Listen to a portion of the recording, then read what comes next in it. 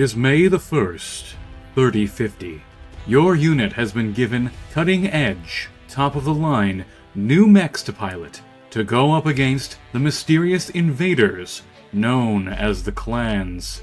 You have heard horrifying rumors about these interstellar warriors, from their strange and very powerful mechs to their small and terrifying units of battle armor. As you enter the dropship to see what new units have been assigned to you, what mech would you like to pilot in 3050 against the clans? That is the topic that we will be exploring today on the Mech Lab. After the discovery of the Helm Memory Core, many old Star League technologies had been returned to the mech manufacturers of the Inner Sphere, and it turned out to be just in time. As the great houses churned out new weapons of war to fight each other, they found themselves united against a new common foe, and they rapidly hurried to give their mech warriors every edge that they could against these invaders. Now, I covered the best mechs of 3025 in my previous video, and any one of those mechs would actually be an incredible ride for a mech warrior in 3050. Yes, you're using intro tech, but the supply lines are going to be more readily able to replace your parts.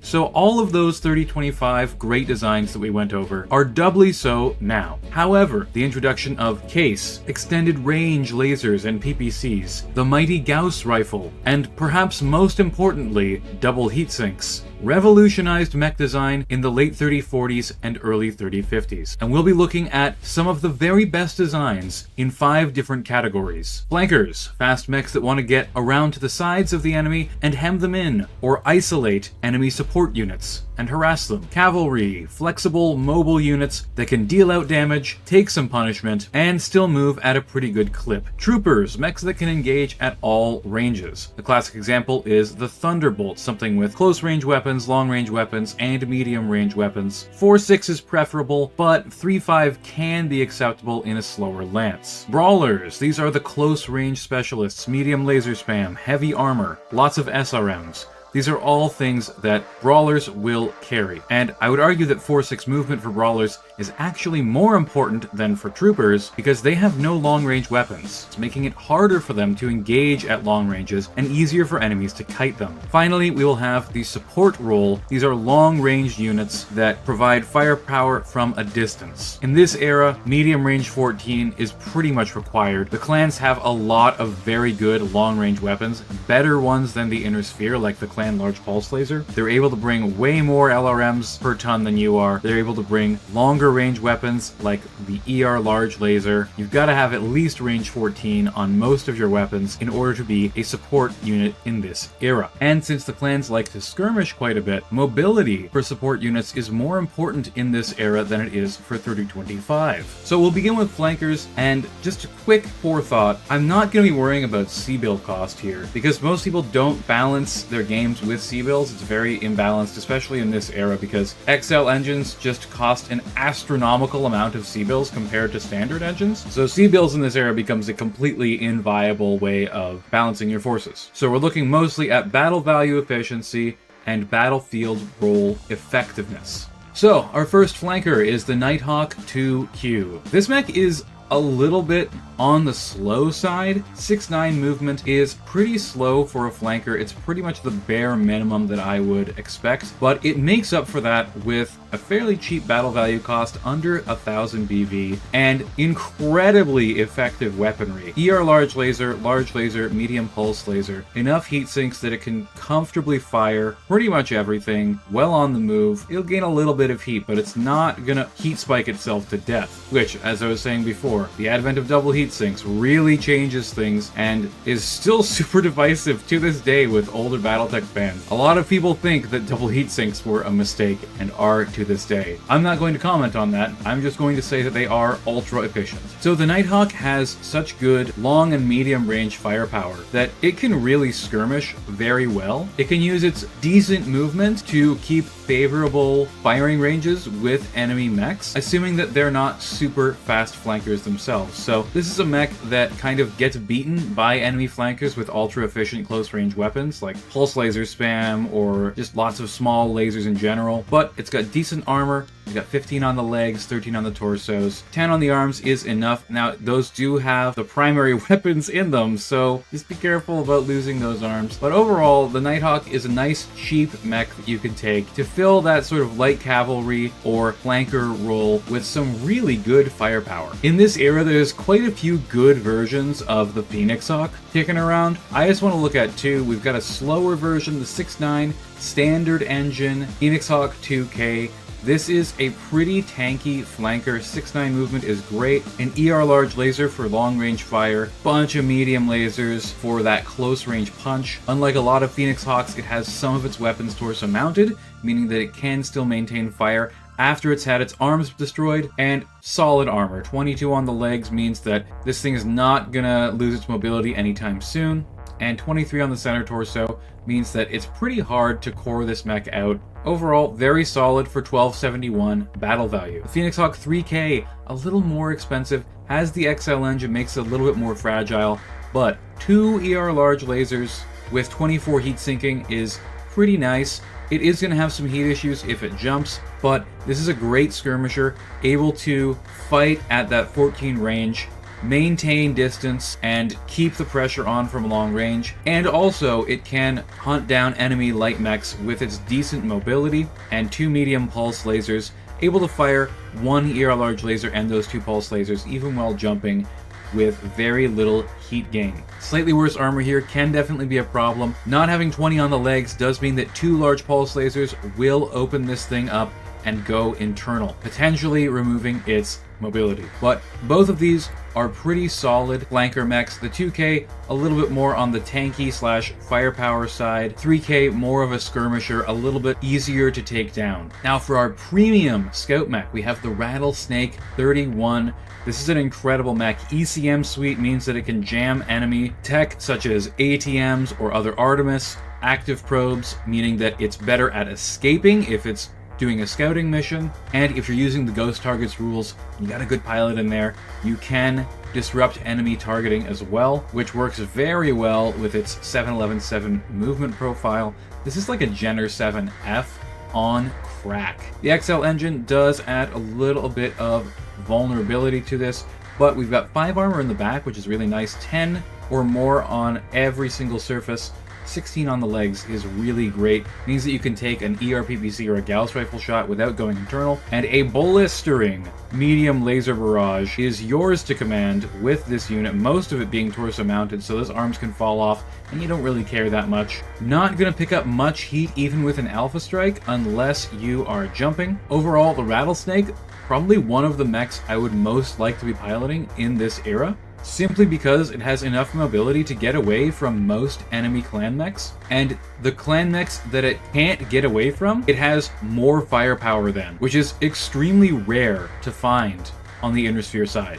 And you clan fans out there might say, oh, Phantom, but like, if the Rattlesnake can find some forest or some mountains to jump over and behind, you can definitely get away from a Phantom in this unit. Alright, next up, we are getting into the cavalry. These are your beefier mobile units, more armor, more firepower, less mobility. 2 great cheap options in this era are the Griffin 3RG and the Austral 5M. 160 armor isn't quite where I'd like to be, but having case in that left torso means that machine gun ammo going up isn't fatal, and that standard fusion engine just really hard to take down. Again, I would love to see 20 armor on the legs, but you've got to make some sacrifices somewhere. This unit has an absolutely blistering array of pulse lasers. This is an ultra close range specialist. This unit is designed to scare off light mechs. This should be performing guard duty on your troopers and brawlers as they close into position. If an enemy flanker gets behind them, the Griffin should move to respond. Large pulse laser, 2 medium pulse lasers, 2 small pulse lasers, and a standard medium laser, plus 2 machine guns. This is a withering assault of close range fire, very accurate. The heat sinking, very adequate. You can pretty much alpha strike without worrying too much about heat. Overall, just very, very good. The Austral 5M. Again, like the Ostrock that we covered in the 3025 video. By entirely sacrificing the arms, we are able to up armor everything else. 20 armor on the legs and torsos is very nice. Twin large pulse lasers, twin medium pulse lasers, and 2 rear-mounted pulse lasers. This is actually kind of important because this unit's poor rear armor is a big weakness, so having something to discourage people from getting behind you is actually a really big deal. I would probably like to see this anti-missile system taken out ideally, but the clans do like to bring their LRMs and they hit really hard, so having an anti-missile system maybe not the worst idea on a mech that's already pretty tanky overall. 32 heat sinking means that it can fire pretty much all of its weapons, even the rear-mounted ones, without worrying too much about heat, and only 1245 battle value for this is a great deal. The 3RG and the Ostel 5M are largely going to fill the same role. The 5M has slightly more range with 2 large pulse lasers, but just barely. And it has less firepower overall. Trading that off for arguably better durability, the XL engine is definitely a weakness, especially with a lot of ammo in the left torso. That could mean an early death for this mech. Also, just rear torsos being very thin, even an ER small laser from a clanner can penetrate those side torsos and get into that meaty XL engine, causing some engine crits, causing you some heat problems. But if you're looking for budget cavalry options, these two are both pretty good. Next, we've got the Wolverine 7K, 585 premium movement profile. The XL engine is a little bit of a problem, but we've got maxed out armor to help with that. We've got 6 on the rear torsos, meaning that it's a little harder to get into that XL engine critical space. We have 2 SRM 6-packs and 2 tons of SRM ammo. Very important in this era. Means that you can take Infernos, which are extremely effective against elementals. There's not a lot of weapons that are actually that good at killing them because they have 11 effective health. Large pulse laser, not gonna one-shot it. You literally need a Gauss rifle to one-shot an elemental, and that gets pretty expensive. So being able to thin their numbers, especially against a fresh unit that has no damage on it, blast them with 12 Inferno SRMs, very, very effective. Like the last 2 mechs that we've talked about, we've got some pulse laser spam going on here as well, 1 of each size. This gives it some pretty okay medium range firepower with the large pulse laser, and then the medium and small pulse are obviously for up close and personal affairs. With very adequate heat sinking, this unit can pretty much fire all of its weapons all the time, and it's only 1331 battle value. Pretty good value overall. It's actually about the same cost as the Wolverine 6M, which is pretty impressive. Considering that it's arguably about as tanky, yeah, XL engines are a problem, but assuming the enemy doesn't get lucky and hit your same torso a couple of times, you should be able to use most of that 185 armor. Speaking of the Wolverine 6M, we have to talk about the Cronus 3M. This is my favorite intro tech only mech. It's basically a Wolverine 6M with better armor distribution and a better weapon spread. We've got 3 medium lasers and an SRM4 as opposed to 2 medium lasers and an SRM6. Literally everything else about this except for armor distribution is exactly the same. It costs a little more battle value than a Wolverine 6M, and I have a more detailed video on it that you can have a look at in the top right.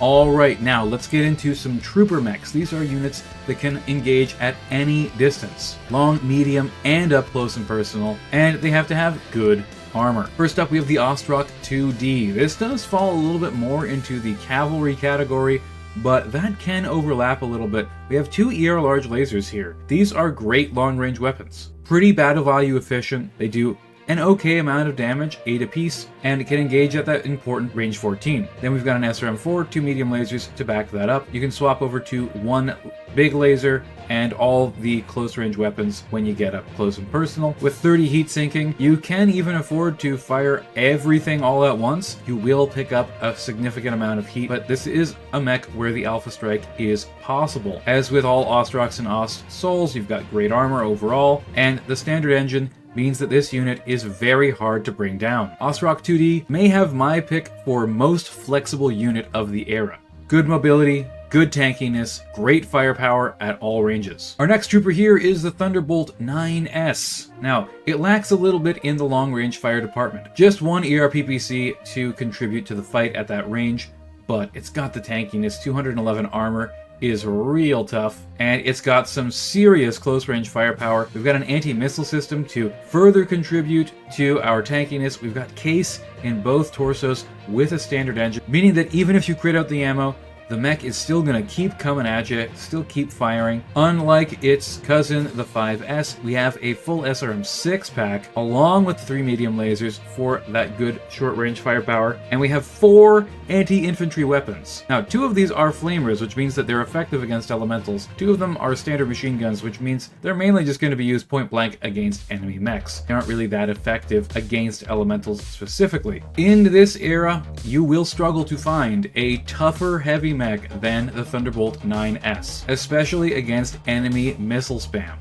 And with ample heat sinking, it can pretty much alpha strike. It will pick up some heat, but it can fire almost all of its weapons, even the flamers, all at once without picking up enough heat to shut it down or even cripple it in one turn. The whopping 30 armor on the legs, this thing can take 2 Gauss rifle hits before going internal, 20 on the arms, 24 on the torsos, and 30 on the CT. This is an armored brick that will be very difficult to bring down. Now, the Zeus 9S is a little bit more towards a sniper, a long-range support unit, but it does have a couple of pulse lasers to contribute at close range. It has just enough heat sinks to fire all of its long-range weapons together pretty comfortably, and it has a big old stack of armor. With case in the right torso, that LRM-15 is gonna run dry with only 8 shots, meaning that it's kind of forced to close in and get a little closer, use those ER PPC and ER large laser along with the medium pulse laser at that close range, use its 80 tons to deal that big melee damage, and contribute to the fight with its excellent armored protection. Alright, moving along here, we have brawlers. These are mechs that specialize at that big close range firepower, and just as much as troopers, they need lots of armor because they're going to be getting right into the enemy's teeth and trading blows with them at close range. Starting out, we have the Battlemaster 1G DC. Now, single heat sinks, little bit cringe, not quite as good as I would like it to be, but 17 heat sinks is pretty adequate to fire its weapons without worrying too much. And the most important feature of this unit is the command console. This is a massive advantage that the Inner Sphere had, the clans did not. In game terms, you get +2 to your initiative, but having a command unit with data getting fed in and able to coordinate all of your efforts across the battlefield, live on the battlefield itself, is super duper valuable. The Battlemaster's armament is well known, it's very good. This has removed the rear mounted lasers in favor of the command console. We've got a PPC for that mid-range engagement. We've got an SRM6 with 2 tons of ammo, I might add, meaning that it can throw in some Infernos in there and help it deal with those pesky elementals. 4 medium lasers at close range with the SRM6 is a pretty big punch, and most importantly, it just has tons and tons and tons of armor. 26 on the legs means that it's very, very difficult to take this out. 40 on the center torso with a standard engine means that it's almost impossible to completely core this mech out, so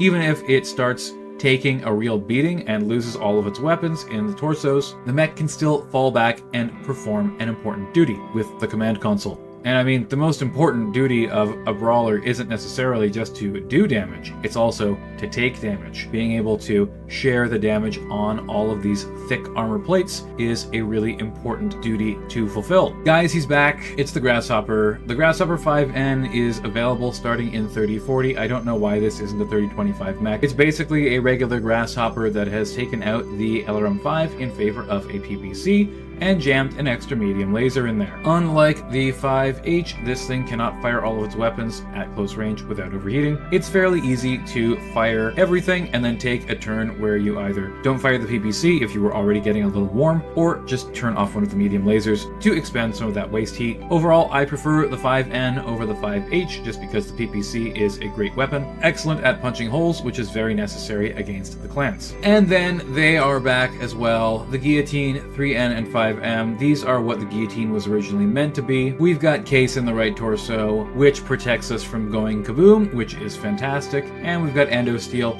allowing us to jam a couple of extra single heat sinks in there to allow us to be able to pretty much just alpha strike everything on the 3N variant, whereas on the 5M variant we have an ER large laser, which gives us some extra ability to reach out and touch our foes at long range, but we've still got a lovely big pile of armor. We've still got that 464 movement, which is pretty nice, and with the extra heat sinks, even if the enemy clans are bringing, say, Infernos or Flamers, you're not going to feel the heat as much as you might in intro tech versions of the Guillotine. Now, to round out the brawlers, we have here the Black Knight. With single heat sinks, it's not as heat efficient as it might be, but we've got a PPC and 2 large lasers for that sort of long and mid-range fighting bracket, and we've got a bevy of 4 medium lasers as well as a small laser to fight at that close range, and 24 armor on every surface except the center torso, which is 29, is fantastic. Overall, this mech is just super solid. It's a disgustingly hard to bring down energy zombie, standard engine, has an active beagle probe, which is actually pretty relevant as a mech warrior in the 3050s. It allows you to detect enemies a little bit further away. The clans aren't the biggest on traps, but some of their commanders do use them. Firing off 4 medium lasers and a large laser at close range is pretty good damage overall, and a PPC and a large laser on the way in is a pretty good little combo. Now, this is a little bit more expensive than a Battlemaster and fulfills largely the same purpose, but it is a bit better at that medium range. 2 large lasers is pretty good at range 10. You should try to be conservative with your heat though. This thing doesn't have double heat sinks. It will overheat, especially if you start losing the heat sinks, which you can see they are here in the legs and the side torsos. Excellently crit padded, no ammo to explode, great energy zombie. I love the BL6 Black Knight. Next, we have some long-range support units. These are dedicated, long-range, range 14 or better. So we're talking ERPPCs, LRMs, and Gauss rifles mainly on these units. We're going to start out with a really expensive option, and that is the Griffin 3M. This is what the Griffin pretty much always wanted to be. You've got double the LRM tubes, you've got a better PPC, you've got a small laser for close range support. This is mostly like an emotional support small laser. You know, it's not really gonna save you if some enemy like clan mechs start swarming you, but it's there. It can go beep and, you know, it'll maybe do a little bit of damage. You might get lucky and it might get a headshot and knock somebody out. 12 rounds of ammo in a case protected bin is plenty because this mech is probably not going to last longer than 12 rounds. XL engine is a little bit squishy, only 160 armor. It's not terrible, but not 20 armor on the legs. Again, kind of a problem. And the right arm having that ERPPC in it can only take pretty much a Gauss rifle hit before it starts going internal. But overall, not bad. A little expensive at 1521 battle value, but this will lay down some good long-range fire. Great skirmishing unit. Next up, I want to have a look at 2 versions of the Archer. We've got the Archer 5W, I like to call it the Narcture.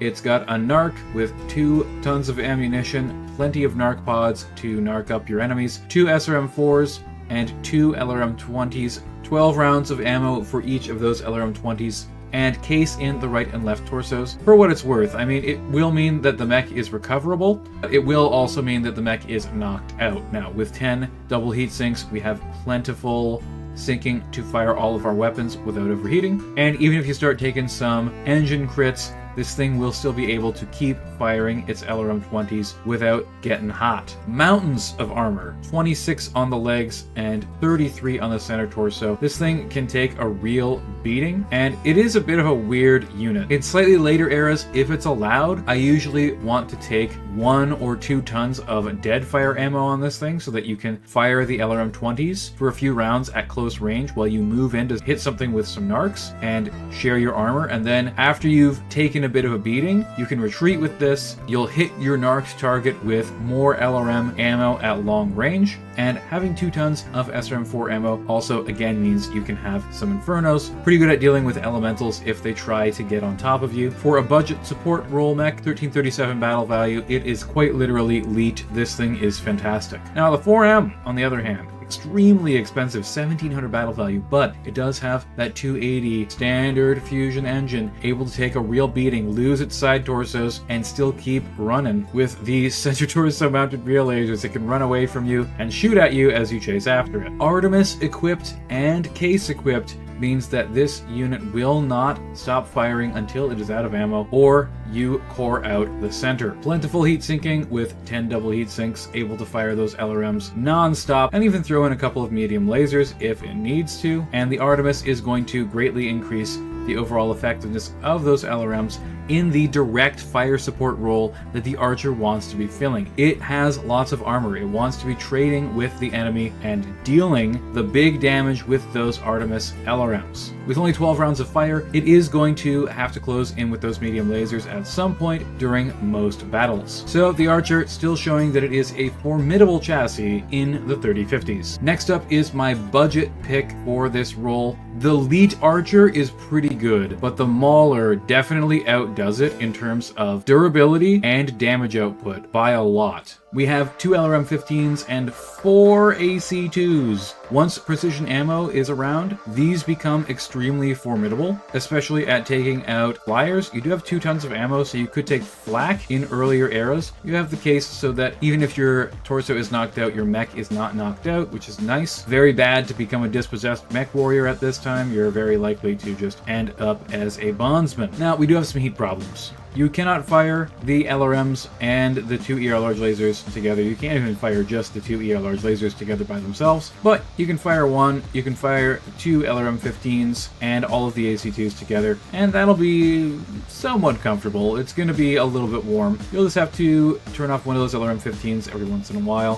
4 tons of ammo on the LRM-15s means that you can take some utility ammo, something like mines or stuff to set stuff on fire or smoke. All are very viable. 200 points of armor, tons and tons of armor, great durability overall on this unit. I just wish it had some extra heat sinks instead of one of these AC-2s. But you can't really go wrong for 1400 battle value on this unit. Very slow, but it will fulfill that long-range support role pretty nicely. AC-2s, one of the few weapons that can maintain parity with the clan ER large laser. If not with damage, then at least with range. Last mech I'm going to go over here is the Fatless. We've got the Atlas CM. We have an XL engine in this unit, 20 single heat sinks, very well crit padded overall with all of those heat sinks. We do have case in the left and right torso, so this mech is recoverable. Even if it gets knocked out for the battle, you are not dispossessed immediately from a side torso kill. 2 medium pulse lasers are the only close range weapons that it boasts, and they are rear mounted, so you can't even fire them in the front. But 1 LRM-20 with 2 tons of ammo, pretty decent longevity on that. 16 rounds of Gauss rifle ammo and an ER large laser. This unit does one thing and one thing only. It provides long-range fire support. With 300 armor and an anti-missile system, it's going to be very hard to take down, even with those XL engines, unless the enemy gets pretty lucky and hits you with like 2 Gauss rifles in the same torso. It happened to me once, I'm not gonna lie. Then they're not gonna be able to take you down very easily at all. Its damage output is maybe slightly lacking, but this unit has a C3 master computer. This is an incredibly important piece of technology in the Inner Sphere at this time. This is one of the very few ways that the Inner Sphere mech warriors can actually fight against the clans with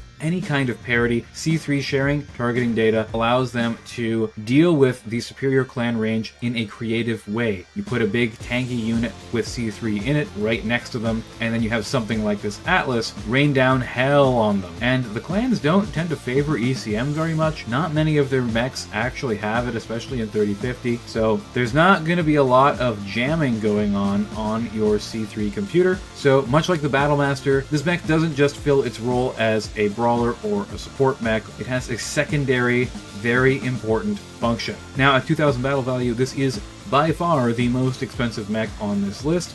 Do I think it is worth that 2000 battle value? In an actual battle value balanced game, I don't think that this mech is necessarily the best, especially because if you link it into a C3 network, it's going to start getting very, very expensive. But 7 or more range for short is what you want in these long-range weapons, which is what you get, because even if the enemy has ECM, you can stand just outside of the bubble and help them. If you want to know more about C3, I have a video on that linked above here. I think if I was a mech warrior in 3050 and someone told me get in that Atlas, I would be a very happy camper. And if you run this alongside, I don't know, like a C3 helicopter or something cheap like that, you can actually make it work and make it do some pretty good long-range damage. I'm sure there's some mechs that I missed. Leave what your favorite mech of this era is in the comments below. In 3050, what mech would you want to pilot? And for what reason? Do you want something that's very mobile so that you can get away from the heavier enemy clan mechs if you have to? Or do you want something with piles of armor and lots of close-range firepower so that you can go and take the fight to the mechs and crumple their units into the ground? Remember to like, share, and subscribe. It really helps out the channel. Thank you so much for watching, and have a great day, Mech Warriors.